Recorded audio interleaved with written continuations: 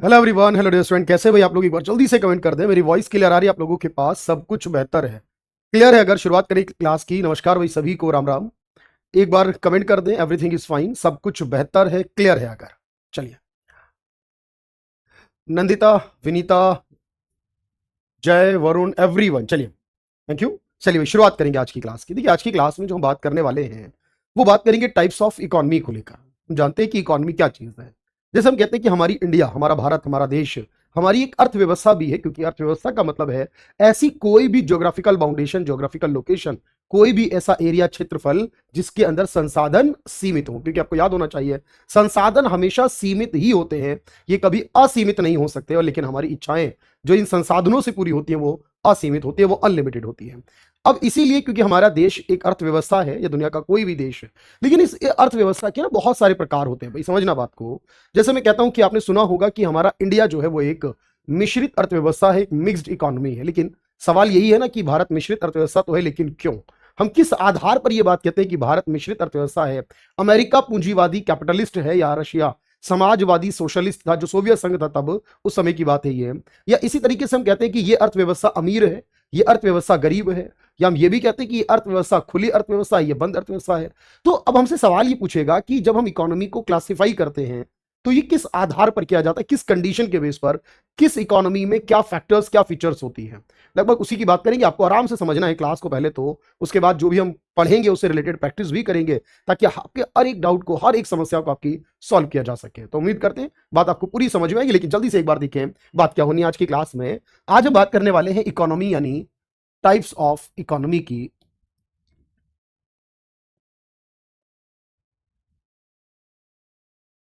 हिंदी में अर्थव्यवस्था के प्रकार।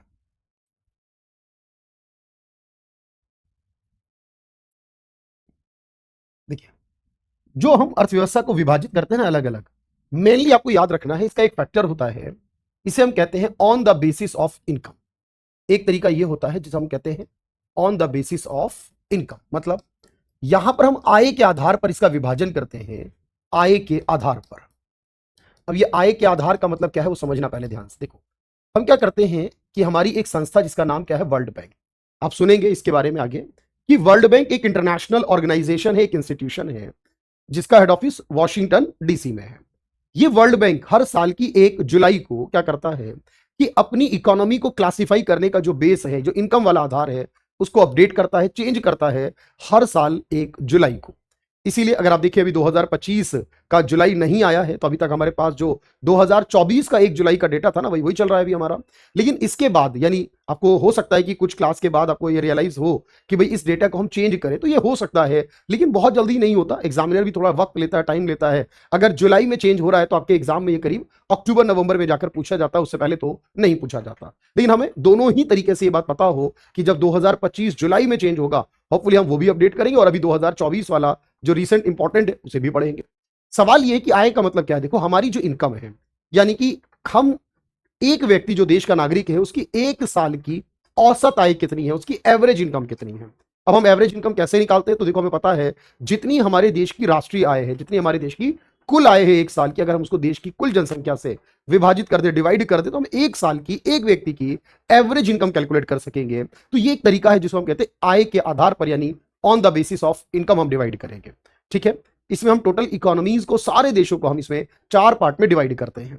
सबसे जो ऊपर है उनको बोलते हैं हाई इनकम कंट्रीज, जो थोड़ा सा नीचे है उन्हें कहते हैं मीडियम, अपर मीडियम कहते हैं उसे, अपर मिडिल इनकम कंट्रीज कहते हैं। जो उससे भी नीचे है उसे लोअर मिडिल कहते हैं, और जो सबसे नीचे कंट्रीज है उनको लो इनकम कंट्रीज का पार्ट माना जाता है। इस तरीके से टोटल 4 कैटेगरीज में हम सब कुछ डिवाइड करते हैं। बात समझ पा रहे हैं आप मेरी? चलिए, अब देखिएगा, इसे हम इसके बाद एक और तरीका डिफाइन करते हैं, उसे कहते हैं on the basis of trade, यानी कि फॉरेन ट्रेड आप कह सकते हो, on the basis of trade या फॉरेन ट्रेड, यानी व्यापार के आधार पर। यानी कोई भी देश है, देखिए, अब वो व्यापार करता है या नहीं करता, ये उसके आधार पर डिवाइड होता है। इसमें जब हम डिवाइड करते हैं ना, ये डिवाइडेशन में हम बेसिकली 2 कंट्रीज में डिवाइड करते हैं, 2 इकोनॉमीज में। एक को कहते हैं ओपन इकोनॉमी, और एक को कहते हैं क्लोज्ड इकोनॉमी। क्या कहते हैं? खुली और बंद अर्थव्यवस्था। देखो, जो देश दुनिया के बाकी देशों के लिए व्यापार करने की परमिशन देते हैं, दुनिया के बाकी देशों से इन्वेस्टमेंट आता और जाता है, एक्सपोर्ट और इंपोर्ट होता है, जो बाकी देशों के साथ लेन देन करते हैं, वो सारे खुली अर्थव्यवस्था वाले हैं, ओपन इकोनॉमी है। लेकिन जो दूसरों से व्यापार नहीं करते, जो सिर्फ अपने देश में ही सीमित हैं, दूसरे देशों से ना एक्सपोर्ट इंपोर्ट करते हैं, ना उनका इन्वेस्टमेंट अपने देश में निवेश करने देते हैं, ना खुद किसी और देश में निवेश करते हैं, ना उधार का ज्यादा लेन देन करते, किसी प्रकार से ये दूसरे देशों से कनेक्ट नहीं होते एक्चुअल में। जैसे आज के वक्त में आप कहोगे सर पूरी दुनिया ही कर रही है ना, आप हर देश को देख लीजिए, हर कोई एक्सपोर्ट और इंपोर्ट के बिजनेस में इन्वॉल्व है, लेकिन एक दो ऐसे भी मिल ही जाएंगे दुनिया में, जैसे उत्तरी कोरिया आपने सुना होगा, नॉर्थ कोरिया है ना भाई, वहां का राजा है ना किम जोंग उन, सुना है ना भाई, वो किसी से कोई लेन देन नहीं रखता है, उसके अपने देश में और बहुत सारे रिस्ट्रिक्शन प्रतिबंध लगे रहते हैं। अब ऐसे देशों को जब हम डिवाइड करते हैं तो उसे क्लोज्ड कहते हैं, क्या कहते हैं, बंद अर्थव्यवस्था कहते हैं उसे। तो एक खुली और एक बंद अर्थव्यवस्था है। अच्छा, इसी तरीके से देखो हमारे पास एक तरीका है, हम उसे बोलते हैं on the basis of development, यानी ये देखकर कि वहां का डेवलपमेंट कितना है उसके बेस पर हम डिवाइड करते हैं, किस पर, on the basis of development, यानी विकास के आधार पर। अब विकास के आधार पर क्या है इसका मतलब, जब हम बात विकास की करते हैं ना, तो जिसे आपने सुना होगा हमारा इंडिया कैसा देश है, तो आप कहोगे सर हमारा इंडिया जो है वो एक विकासशील है। अच्छा, हम विकासशील हैं, लेकिन अमेरिका विकसित है, अफ्रीका के ज्यादातर देश अल्प विकसित हैं, अंडर डेवलप हैं। तो ये कैसे तय होगा कि कोई विकासशील है, विकसित है, या अल्प विकसित कैटेगरी में होगा, डेवलप, डेवलपिंग और अंडर डेवलप में डिवाइड होगा। और इसी प्रकार से मेरे दोस्त याद रखना, एक तरीका है जब मैं कहता हूं on the basis of ideology, यानी हमारी जो आइडियोलॉजी है, हमारे जो विचारधारा है, देखो ध्यान से, उस आइडियोलॉजी के बेस पर, यानी विचारधारा के, जैसे आपने कहा अमेरिका पूंजीवादी है, सोवियत संघ यूएसएसआर समाजवादी था, और अभी भारत हमारा मिश्रित अर्थव्यवस्था है। तो एक्चुअल में जब हम आइडियोलॉजी के बेस पर बात करेंगे तो वो तरीका भी मैं आपको सिखाऊंगा, विचारधारा के आधार पर हम कैसे विभाजित करते हैं। तो एक बार सभी लोग कमेंट भी करते हुए, बात यहां तक तो समझ में आ रही है कि हमारे मेनली 4 तरीके हैं इकोनॉमी को क्लासिफाई करने के, डिवाइड करने के। इसे नोट कर सकते हैं, बिल्कुल ऑब्वियस है। और इसके बाद हम एक एक पॉइंट लेकर शुरू करेंगे क्लास को, हर एक पॉइंट, और उसके बाद आप जानते हैं मैं कि आपको प्रैक्टिस भी कराता चलूंगा, साथ में कॉन्फिडेंस भी आता है ना, अच्छा तभी लगता है, मुझे पता है बिल्कुल आपके बारे में। एक बार यस कह दें और आगे बढ़े भाई। तो ये 4 तरीकों से हम इकोनॉमी को डिवाइड करने वाले क्लास में देखेंगे भाई। अब पहला तरीका है इनकम वाला, ठीक है, पहला तरीका कौन सा है, इनकम वाला। मैंने बताओ कितने तरीके के बताए देश, कुल देश कितने तरीके के होंगे, 4 तरीके के। कौन डिवाइड करेगा, वर्ल्ड बैंक। कब करेगा, हर साल 1 जुलाई को, ठीक है। क्या चेक करेंगे, उसकी एवरेज इनकम, उसकी प्रति व्यक्ति आय चेक करेंगे। बहुत ध्यान से सुनना भाई, देखो अब यहां ध्यान रखना जरा, 2 मिनट लिखना नहीं, समझना पहले मेरी बात क्या कह रहा हूं मैं। देखो यहां पर पहला तरीका है, देखो on the basis of income. तो मैंने ये कहा जब आप इनकम के बेस पर इकोनॉमी को डिवाइड कर रहे हो भाई, जब आप इनकम के बेस पर डिवाइड कर रहे हो तो देखो क्या तरीका है, समझना भाई। मैंने कहा एक होता है उच्च आय देश, यानी हाई इनकम कंट्री, जो भी ऐसे देश है जहां के लोगों की एवरेज इनकम, औसत आय जो होगी, अगर वो मोर देन 4005 $14,005 से ज्यादा है, ऐसे जो देश हैं उन देशों को बोला जाएगा हाई इनकम कंट्री। जिन देश के लोगों की इनकम $4,516 से लेकर $14,005 तक है, ऐसे देश के लोगों को बोलेंगे हम, ऐसे देश को बोलेंगे अपर मिडिल इनकम, यानी उच्च मध्यम आय देश।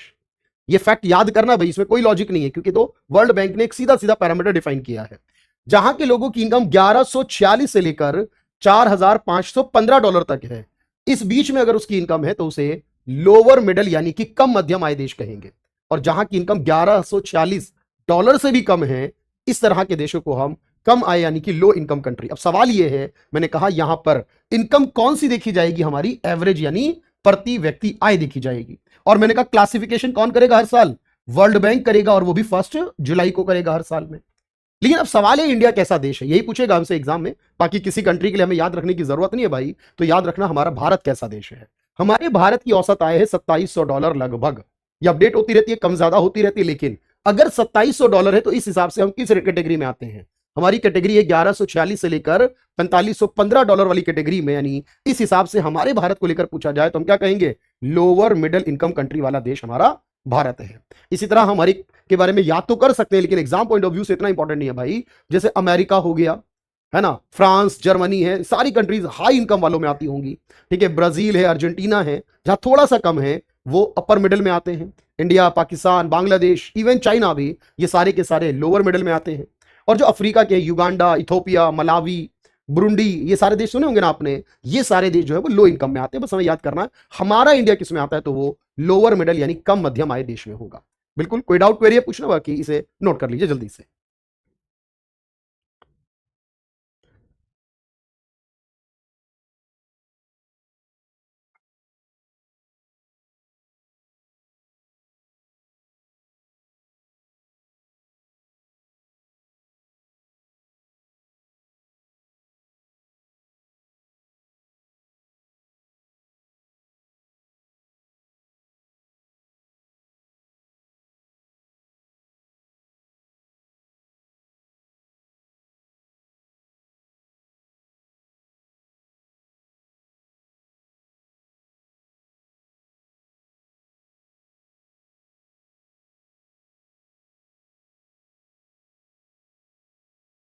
चलिए भाई, तो एवरेज इनकम क्या है मैं बता देता हूं भाई। एवरेज का मतलब है एक साल की एक व्यक्ति की, एक साल की एक व्यक्ति की औसत आय होती है, उसी को हम प्रति व्यक्ति आय कहते हैं। ठीक है भाई, चलिए ये पॉइंट होपफुली क्लियर होगा, सभी ने नोट कर लिया हो तो डन भी कर दे भाई जल्दी से। On the basis of income बात हो गई।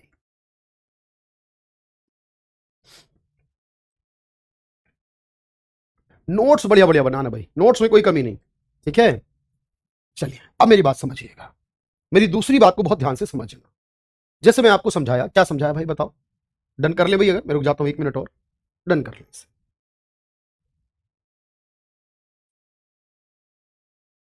तो एक हमारे पास है high income, upper middle, lower middle और लो इनकम कंट्री, टोटल 4 हैं।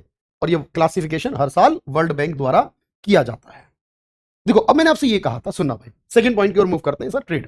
देखो मैंने कहा या तो कोई देश कैसा होगा, या तो कोई देश कैसा होगा भाई, मैंने कहा ओपन, या तो वो अर्थव्यवस्था कैसी होगी, खुली, या फिर कैसी अर्थव्यवस्था होगी, क्लोज्ड यानी कि बंद।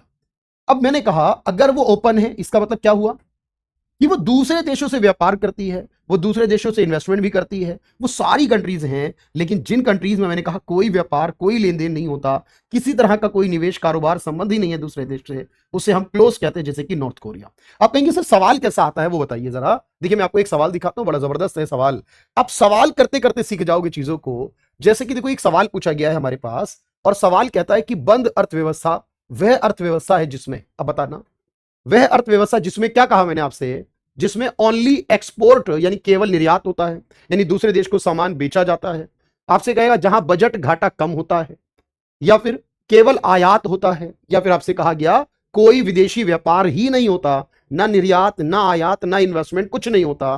तो आपने कहा यही तो आंसर है, क्योंकि वही है ना बंद अर्थव्यवस्था, जहां कोई लेन देन नहीं होता, उसी को हम बंद यानी क्लोज्ड इकोनॉमी कहते हैं। यह एक सवाल दिखेंगे ध्यान से, सवाल पूछा है, अब बताना यह सवाल में फिर से कि एक ऐसी अर्थव्यवस्था जो अन्य अर्थव्यवस्थाओं के साथ व्यापार करती है। देखिए ये सारे हम क्वेश्चंस का कलेक्शन करते हैं, क्योंकि जो एग्जाम्स में पूछे गए, डिफरेंट डिफरेंट एग्जाम्स में पूछे गए, उससे क्या होता है ना, आपको एक नॉलेज मिलती है कि भाई ऐसे सवाल की भाषा हो सकती है, ऑप्शंस को बदलकर ये सवाल पूछा जा सकता है, क्या जब अन्य देशों के साथ हम व्यापार करते हैं तब उसे क्या कहेंगे। तो मैंने क्या कहा आपसे, जब व्यापार करते हैं तो उसे ओपन कहते हैं, और नहीं करते तो उसे क्लोज्ड कहते हैं। इस तरीके का सवाल आपको याद रखना है, यह हो सकता है। अच्छा अब इस सवाल को आप मुझे एक बार जल्दी से देख के बताओ, बंद अर्थव्यवस्था अगर कोई चीज है तो उसमें क्या शामिल नहीं होगा, उसमें क्या नहीं हो सकता बंद अर्थव्यवस्था में। बंद अर्थव्यवस्था में परिवार होंगे या नहीं होंगे, फर्म्स यानी कंपनियां संस्थाएं होंगी या नहीं, गवर्नमेंट यानी सरकार होगी या नहीं, और विदेशी क्षेत्र। तो आप कहेंगे सरकार भी हो सकती है, फर्म भी हो सकती है, परिवार भी हो सकते हैं, लेकिन क्या नहीं हो सकता, फॉरेन सेक्टर नहीं हो सकता। सर क्यों, क्योंकि फॉरेन सेक्टर तो वही होगा ना जहां ओपन इकोनॉमी होगी भाई, बताओ। फॉरेन सेक्टर तो सिर्फ ओपन इकोनॉमी में ही होगा ना, क्योंकि वही तो विदेशी व्यापार होता है, क्लोज में तो ये नहीं होने वाला। तो इस तरीके के देखो हमारे सवाल पूछता है, और ये इतने आसान ही सवाल हमारे एग्जाम का पार्ट रहते हैं, और इसी तरीके के सवाल आपको करने भी हैं। जैसे कि देखो एक सवाल हमारे पास और है, अगर आप इसको देखेंगे तो उससे आपको थोड़ा सा और कॉन्फिडेंस आएगा कि सवाल में क्या पूछा गया है। ठीक है, मैं आपको सारे सवाल कराता रहूंगा 1 बाय 1, लेकिन अभी सबसे पहले आप इसको लिख रहे हैं मेरे साथ, क्या कि अगर कोई देश, मैंने ध्यान से देखना यहां पर क्या कहा आपसे, कि अगर मैंने कहा on the basis of foreign trade, trade या फॉरेन ट्रेड एक ही मतलब है, अगर हम विदेशी व्यापार के आधार पर देखें तो एक अर्थव्यवस्था है खुली यानी ओपन। क्या कहा मैंने, जहां पर बैरियर यानी कोई प्रतिबंध नहीं होगा विदेशों से व्यापार करने पर, एक्सपोर्ट करने पर, इंपोर्ट करने पर, इन्वेस्टमेंट करने पर कोई प्रतिबंध नहीं होगा, विदेशी व्यापार करने पर सब कुछ अलाउड होगा, जहां पर सबकी अनुमति होगी। हमारे इंडिया भी ऐसा ही देश है जहां हम एक्सपोर्ट इंपोर्ट करते हैं, अमेरिका भी करता है, रशिया भी करता है, Japan, France, Germany, Japan, south Korea, लगभग सारे ही देश करते हैं। लेकिन एक देश है नॉर्थ कोरिया, मैंने कहा जैसे नॉर्थ कोरिया, और तुर्कमेनिस्तान भी एक देश है। तो ये ऐसे देश हैं जहां पर प्रतिबंध लगे होते हैं कि भाई वहां तो आप जानते हो नॉर्थ कोरिया कैसा देश है सर, वहां तो खाना क्या है ये भी सरकार बताती है, पहनना क्या है सरकार बताती है, हमारे हेयर कट कैसा होगा ये भी सरकार बताती है, हम मोबाइल नहीं रख सकते क्योंकि सरकार ने कहा है, लोग टीवी पर वही सीरियल देख सकते, वही चीज देख सकते जो सरकार चाहती है।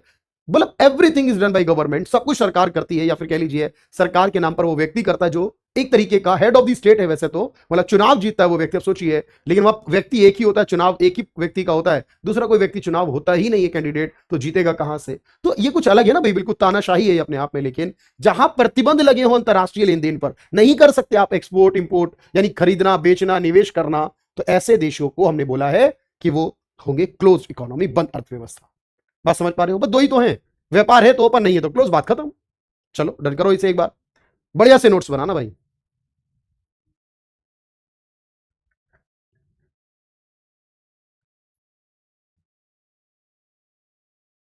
बहुत बढ़िया से।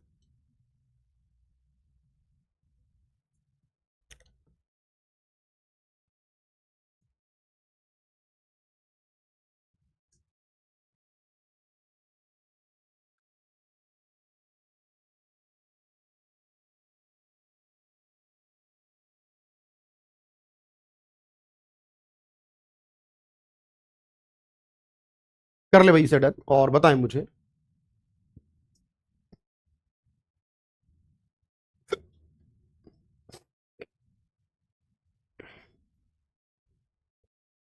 तो क्या याद रखना है कि अगर दूसरे देशों से व्यापार किया जा रहा है, क्योंकि हम जब दूसरे देशों को कोई सामान बेचते हैं ना, उसे एक्सपोर्ट करना कहते हैं। वैसे हम फॉरेन ट्रेड भी पढ़ते हैं क्लास में, विदेशी व्यापार की एक अलग से स्पेशल क्लास करते हैं कि हम किस देश से सबसे ज्यादा एक्सपोर्ट करते हैं, कहां से इंपोर्ट करते हैं, कहां से इन्वेस्टमेंट आता है और कहां जाता है, और बेसिकली किन चीजों का हम एक्सपोर्ट इंपोर्ट करते हैं। हम उसमें एक एक बात, कौन सा मंत्रालय उसके लिए जिम्मेदार है, सब कुछ करते हैं। ओवरऑल फॉरेन ट्रेड हमारी एक स्पेशल और इंडिविजुअली वो क्लास रहेगी प्रैक्टिकल, उसमें हम बात करेंगे उसकी। लेकिन अभी आपको ये बात याद रहेगी, जब कुछ बेचते हैं तो एक्सपोर्ट, और कुछ खरीदते हैं तो इंपोर्ट। इंपोर्ट मतलब आना, आयात कहते हैं आने को, और जाने को निर्यात कहते हैं, एक्सपोर्ट कहते हैं।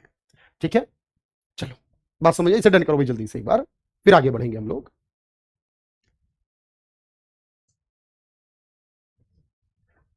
तो लगभग पूरी दुनिया में ये दो देश छोड़ दें अगर हम, तो लगभग सारे ही देश, कोई कम कोई ज्यादा, हर तरीके से व्यापार करते ही हैं। लेकिन ये बहुत कम इकोनॉमीज हैं, देश हैं जो कि व्यापार नहीं करते। नॉर्थ कोरिया उनमें से एक है, और ये एग्जाम का कई बार सवाल रह चुका है। वन अर्थव्यवस्था के एग्जाम्पल में जब भी सवाल आता है तो हमेशा नॉर्थ कोरिया को लेकर ही सवाल पूछा जाता है।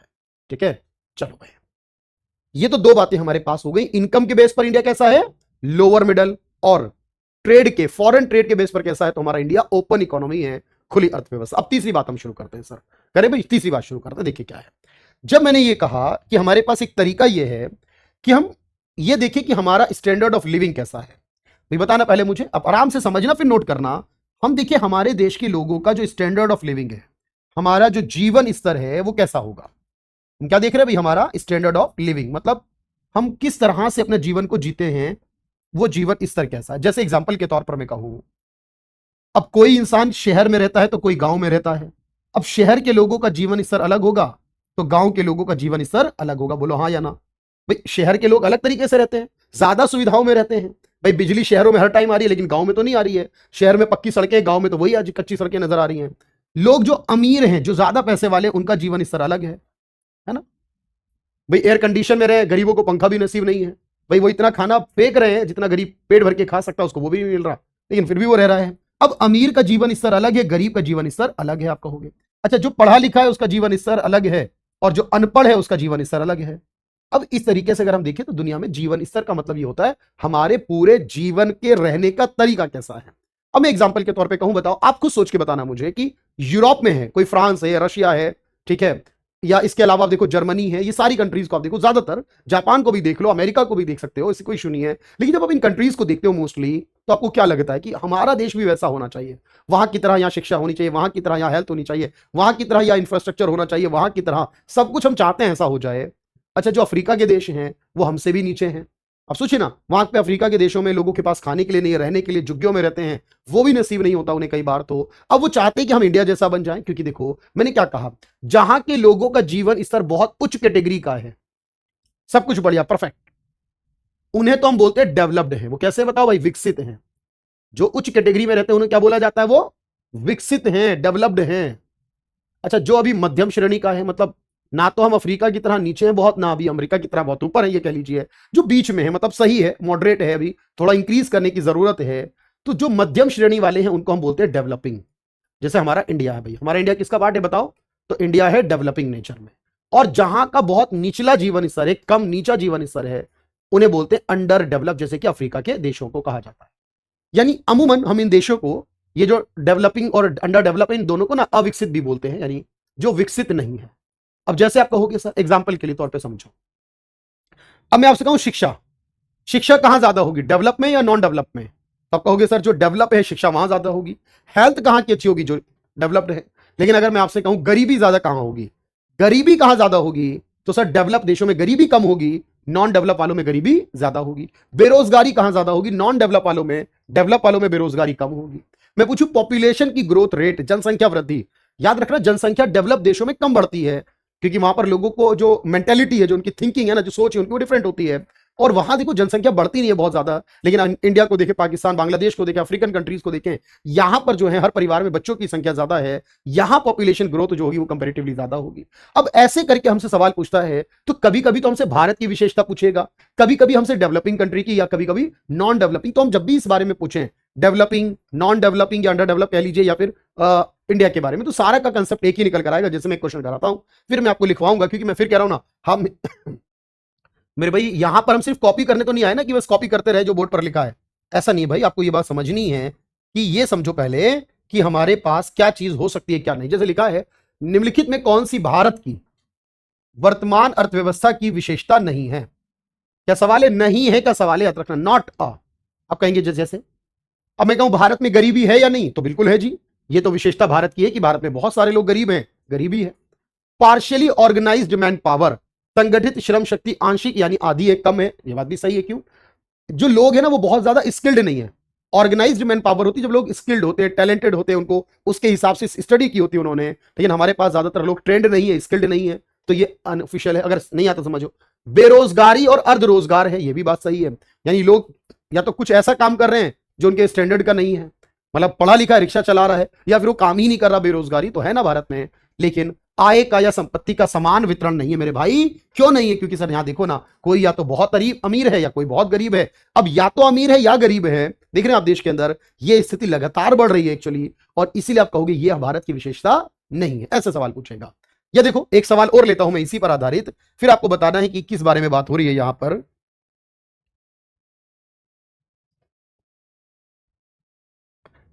अगर कोई देश अविकसित है, यानी कि नॉन डेवलप है, अनडेवलप्ड है, डेवलप्ड नहीं है, इसका मतलब अब इसमें जब अविकसित लेते हैं ना, तो डेवलपिंग और नॉन डेवलप, अंडर डेवलप दोनों की बात हो जा रही है इसमें। अब याद रखना, जो भी अविकसित है, थोड़ा पिछड़ा हुआ देश है, तो अमूमन वहां पे उद्योग वगैरह सर्विस सेक्टर कम होगा ना, वहां लोग ज्यादातर किसान होंगे, खेती करते होंगे, जैसे हमारे भारत में भी करते हैं। तो ये कृषि अर्थव्यवस्था का मतलब है, कृषि बहुत बड़ा रोल प्ले करेगा उस देश में।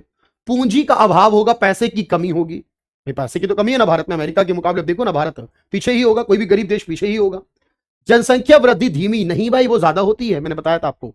तकनीकी तौर पर पिछड़ापन तो होगा गरीब देशों में, अविकसित देशों में, लेकिन जो अविकसित है, जो विकसित नहीं हुए अभी तक, वहां पॉपुलेशन की ग्रोथ हमेशा ज्यादा देखी जाती है ना भाई। मैंने कहा ना आपसे, अफ्रीका को देखो, आप इंडिया को देख लो, यहां पर जनसंख्या की वृद्धि दर ज्यादा है, ठीक है, पाकिस्तान की ओर ज्यादा है, बांग्लादेश की ज्यादा है। तो क्योंकि जितने अविकसित है वहां पर जनसंख्या तेजी से बढ़ती हुई देखी जाती है।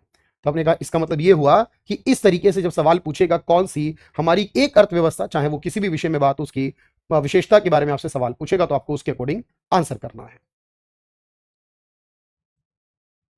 जैसे एक और सवाल लेते हैं, एक विकासशील देश की विशेषता, आप बताओ जरा एक मिनट। अगर कोई विकासशील देश है, इंडिया है हमारा, तो इंडिया में प्रति व्यक्ति आय कम, जी बिल्कुल है, समझो। अर्थव्यवस्था पर जनसंख्या का दबाव बहुत है, यानी जनसंख्या बहुत ज्यादा है, जनसंख्या का दबाव बहुत है, तो ये बात बिल्कुल सही है, कोई डाउट नहीं है।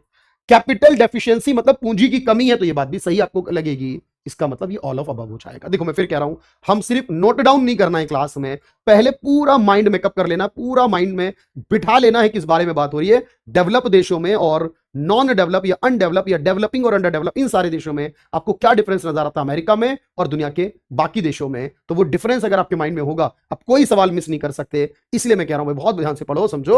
अब अगला लिखो जरा मेरे साथ, और ये तीसरे वाला पॉइंट हम नोट कर रहे हैं सर। क्या हम तीसरा लिख रहे हैं कि डेवलपमेंट के बेस पर जब हम डिवाइड करते हैं, तो वहां पर क्या देखा जाता है सर, वहां पर देखा जाता है हमारा जीवन का स्तर। बताओ क्या देखा जाता है, जीवन का स्तर देखा जाता है।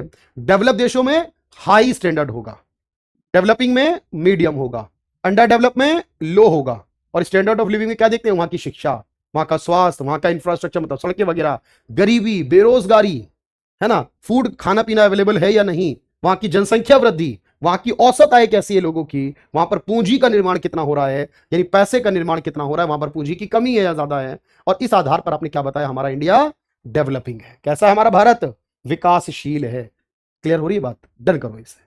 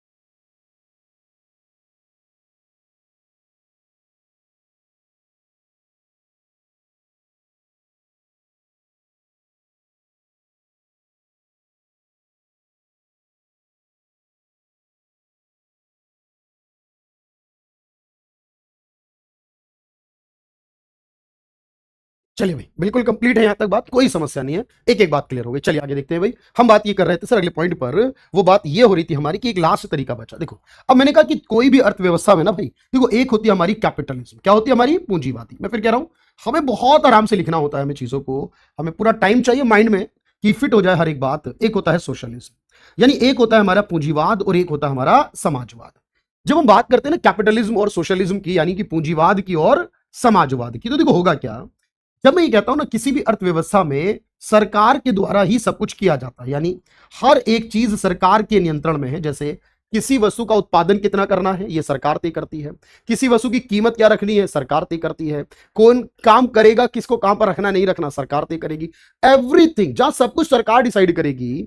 और सरकार क्या काम करेगी, सरकार हर किसी का भला चाहती है, सबका साथ, सबका विकास, सबका विश्वास, यानी सबको साथ लेने का प्रयास करती है, यानी उसे कहते हैं सामाजिक कल्याण करना चाहती है सरकार। लेकिन जहां सरकार की भूमिका नहीं होती बल्कि प्राइवेट निजी क्षेत्र को अधिकार देती है सरकार कि आप काम करो, आप अपने हिसाब से मैनेज करो, संसाधनों का उपयोग करो, कंपनी जो है वो लाभ कमाने के काम में लगती है, लाभ कमाती है, सरकार को टैक्स देती है। अब जिस विचारधारा में प्राइवेट सेक्टर को इंपॉर्टेंस दी जाती है उसे कैपिटलिज्म कहते हैं।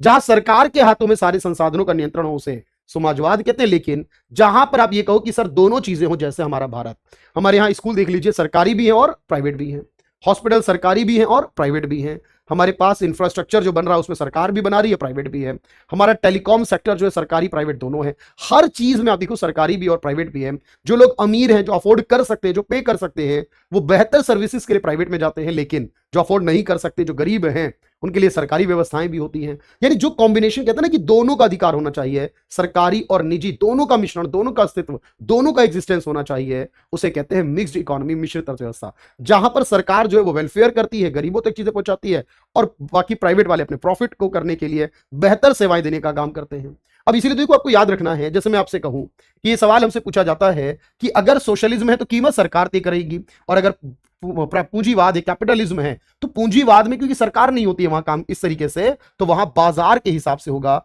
डिमांड और सप्लाई के हिसाब से होगा।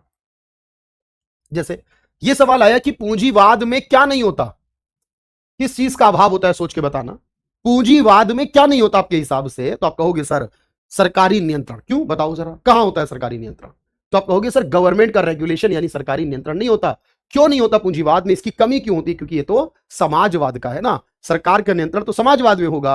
हाँ, हम ये कह सकते हैं यहां पर गैर सरकारी यानी सरकार का अधिकार नहीं बल्कि बाकी का प्राइवेट वालों का अधिकार होगा। और भाई कोई इंसान जो कमाएगा फिर बात अपने बेटे को देकर जाएगा, अपनी बेटी को देकर जाएगा, मतलब उत्तराधिकारी का नियम काम करेगा ना भाई। प्राइवेट वाला कमा रहा है कोई व्यक्ति तो अपने बेटे बेटी को देगा, ये बात तो ठीक है। सरकार का स्वामित्व नहीं होगा, ये बात भी ठीक है, लेकिन सरकारी नियंत्रण होगा, ये बात क्यों? क्योंकि तो समाजवाद की विशेषता है। देख रहे हैं आप ध्यान से।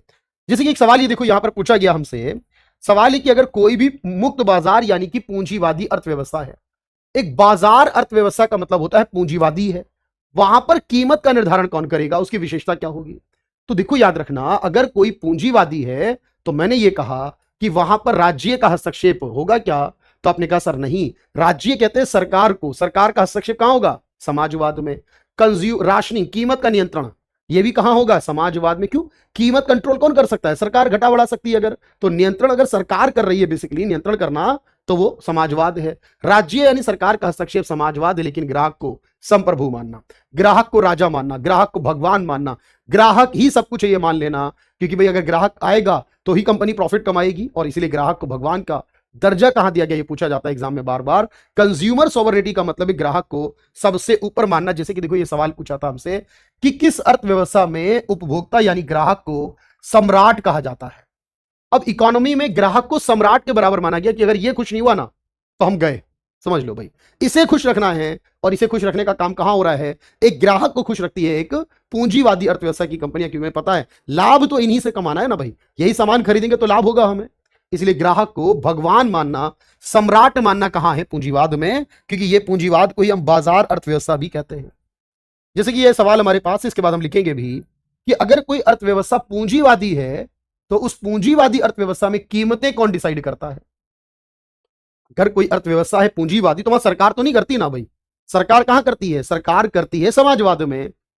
ना अकेले खरीदने वाला, ना अकेले बेचने वाला, क्योंकि बाजार में होती है डिमांड सप्लाई, कुछ आते खरीदने के लिए, कुछ बेचने वाला, और वो मिलकर डिसाइड करते हैं ना भाई, चलो ये कीमत पर हम खरीदेंगे या बेचेंगे, दोनों राजी होंगे तो डिमांड और सप्लाई पर। अब ऐसे करके अगर कोई सवाल बनेगा आपसे कि कोई अर्थव्यवस्था क्या होगी, और इसी तरह एक आखिरी सवाल कि जैसे हमारी इंडिया को लेकर सवाल आता है कि हमारी इंडिया जो है वो एक मिश्रित है, यानी जो कहती है कि भाई हम दोनों का कॉम्बिनेशन है, तो बताना मिश्रित होने का क्या अर्थ बनता है? मिश्रित होने का क्या अर्थ बनेगा? आप कहोगे सर मिश्रित होने का यही तो मतलब है ना, जहां पर सरकारी भी हो और जहां पर प्राइवेट भी हो। जहां दोनों का कॉम्बिनेशन हो, सरकारी का और प्राइवेट का, उसे कहते हैं कि वो अर्थव्यवस्था मिश्रित है, जैसे कि हमारा इंडिया। तो बात मेरी समझ में आ गई होगी आपको कि भाई अगर हम पूंजीवादी अर्थव्यवस्था को देखें, समाजवादी को देखें, तो हमें क्या पता चलता है कि सर यहां फीचर की बात है, यहां बात इस बात की है। देखो इसको बहुत अच्छे से बनाना है, देखो लिखना आपका काम है, समझाना मेरा काम है। जितना बेहतर लिखोगे ना, नोट्स बनाओगे, उतना आपको रिवीजन करने में और बाद में आसानी होगी। जैसे आपने कहा सर विचारधारा में कैपिटलिज्म या मार्केट है, या इसी को फ्री कहते हैं, जैसे अमेरिका है, जापान है, फ्रांस है, ये सारे फ्री हैं, यानी सभी पूंजीवाद है। जैसे यहां किसका अधिकार ज्यादा होगा पूंजीवाद में? प्राइवेट सेक्टर का अधिकार होगा, निजी क्षेत्र का होगा। सरकार की भूमिका नहीं, गवर्नमेंट का कोई इंटरफेयर नहीं होगा। जो प्राइवेट प्रॉपर्टी का अधिकार है वो बिल्कुल होगा, भाई हम कमाएं, हमारे बाद हमारी जो संतान है वो लेगी उसको। हर कोई यहां पर प्रॉफिट कमाने में लगेगा, भाई कंपनी है प्रॉफिट कमाना चाहती है, वो ग्राहक को खुश रखना, ग्राहक को सेटिस्फाई करेगी और अपना प्रॉफिट कमाएगी। कीमत को डिसाइड करेंगे बाजार में, यानी डिमांड और सप्लाई के द्वारा। यहां बहुत सारे आपको ऑप्शन मिल जाएंगे, क्यों? बहुत सारी कंपनियां काम करेंगी, बहुत कंपटीशन होगा, बहुत सारी ग्रोथ भी होगी। लेकिन आप सोचिए ना, अगर सब कुछ सरकार छोड़ देगी तो क्या होगा? अमीर अपने पैसे से बहुत अमीर हो जाएगा और गरीब गरीब रह जाएगा। अब अमीर अमीर हो जाएगा और गरीब गरीब रह जाएगा, क्योंकि सरकार इन दोनों के बीच बराबरी लाने का कोई काम नहीं करेगी। तो इसीलिए यहां एक समस्या है, आय असमानता, जो इनकम इनइक्वालिटी है वो बढ़ने का चांस होता है, क्योंकि यहां पर क्या, अमीर अमीर और गरीब गरीब बन जाता है। ये है इसकी फीचर विशेषताएं, सोच लो। और इसी का बिल्कुल उल्टा कर देंगे तो समाजवादी होगा। पहले इसे डन कर लीजिए एक बार।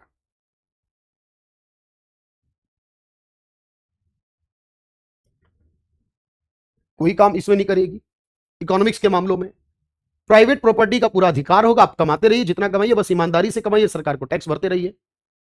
हर कंपनी मैक्सिमम प्रॉफिट कमाने में लग जाएगी, कस्टमर सेटिस्फैक्शन रहेगा, ग्राहक संतुष्टि रहेगी। इसमें कीमत बाजार तय होगी, डिमांड सप्लाई से मैंने कहा आपसे। तो ऐसी अर्थव्यवस्था दुनिया के ज्यादातर देशों ने फॉलो की हुई है, जिसमें अमेरिका भी है, फ्रांस भी है, जापान भी है, जर्मनी भी है। ठीक है, यूरोप के ज्यादातर देश ऐसे ही हैं। इस आइडियोलॉजी, इसी विचारधारा से चलते हैं वो देश। इसे पूंजीवाद कहते हैं, इसी को बाजार या मुक्त अर्थव्यवस्था कहते हैं।